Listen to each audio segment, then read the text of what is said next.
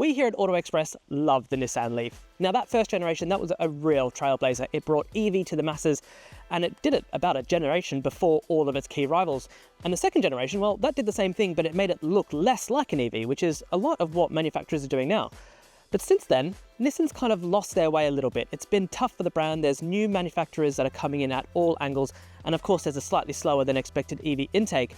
But Nissan says that it is turning a new leaf, see what I did there, with this new third generation. And do you know what? On first impression, I think they might be onto something.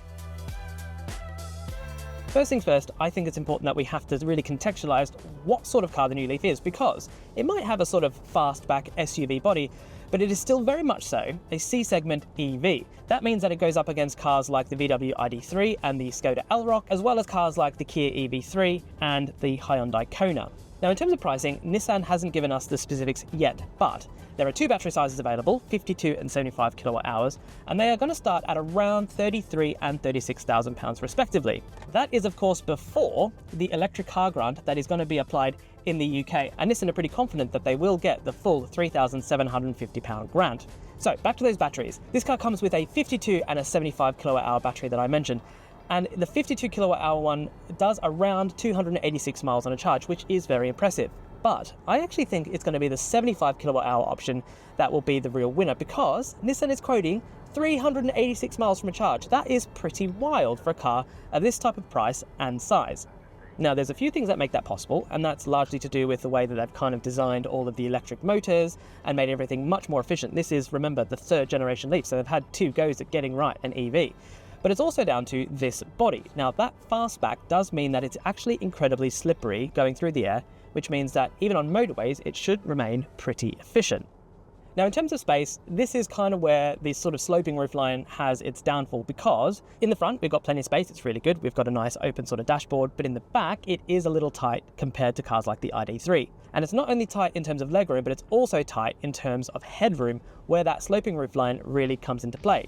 Now, all models come with a glass roof, and it has this sort of electric dimming function, but it doesn't have a shade, which is apparently good for rear headroom, but even so, it is a little bit tight back there.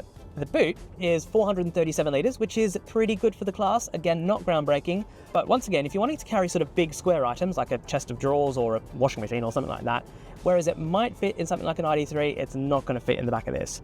Beyond practicality though, this car really vibes with its tech, because the tech package is really good. So we've got two 14.3 inch screens, so you've got embedded Google Maps, so you can actually log into your own Google ID and put in all of your sort of favorite waypoints or favorite restaurants, and it works really well. And also, the cross collaboration between the two screens works really cleanly. So as you can see at the moment, this is kind of like the home screen, and then in front of me is also the map.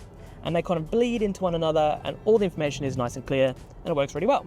There is a decent amount of physical controls, but I know what you're already thinking, these controls here are haptic, and that might be annoying. But actually, they've got a little vibration that goes with them, which makes them a lot easier to use than you would expect. Generally speaking, the inside of this car is not at all a disappointment. The tech package is great, and also the quality seems to be okay as well. Now, this kind of looks like it might be soft, and it's not, but it doesn't really matter that it's not. And otherwise, we've got some nice fabric on the doors, we've got some ambient lighting. Overall, this is a pretty nice place to spend time. But what's the Leaf actually like to drive? Well, on first impression, it's pretty good. Now this isn't a race car, but it's fundamentally a very easy car to drive. So the steering is nicely weighted. It's a little bit heavy, it's not super light, but it's quite accurate as well, which is really nice. The throttle and the brake, their calibrations are also pretty good, and also the regenerative braking, which can be a little bit iffy in cars like this, also feels really well calibrated. Importantly, with the regen, you can actually go all the way from a full coast to a sort of stage 4 regen on the pedals, which are quite useful, but there's also Nissan's typical E-pedal as well, which is accessible on a button over here.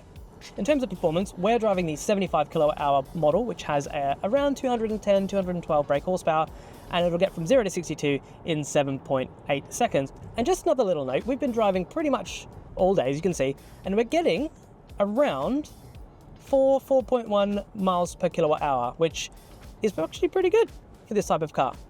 Now, in terms of charging, the car is good, but not particularly groundbreaking for the class. So we've got 52 kilowatt hour battery has 105 kilowatt DC charging, with the 75 kilowatt hour battery having 150. That means that you'll get from about 20 to 80% in 30 minutes or so, which again is pretty much bang on for the class.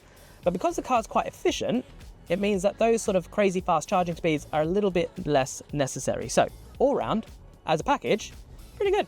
Inherently, look, the Leaf isn't going to sort of set your hair on fire, but it's not really that type of car. But what it is very comfortable, very efficient, and very easy. That's the whole point of it, right? So, what's our verdict on the Nissan Leaf then? Well, do you know what? This is in a really tough segment, but there is a lot going for it. We love the way it looks, we really like the way it drives, and it's got a fantastic tech package. And with that ECG, or the electric car grant, coming through, it's also going to be really, really affordable. Overall, this thing should definitely be shopped against its key rivals, and you know what? We wouldn't be surprised if it turned out to be a little bit of a star on the sales sheets too.